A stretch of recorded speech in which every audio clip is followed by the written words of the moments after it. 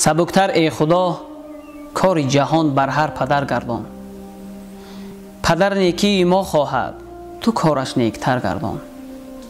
پدر خرسند می گردد پسر پندش اگر گیرد، تو خدمتگار والدین خود هر یک پسر گردان. پدر خواهد ما باشیم هر جا صاحب عزت، پدر جانی مرا یا رب عزیز و معتبر گردان.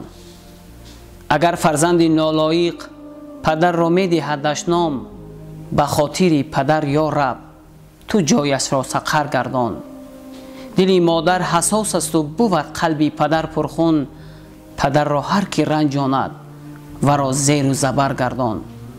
پدر هر جا سفر دارد ز بحر رزق فرزندان، و را ساق و سلامت با سوی خانه برگردان.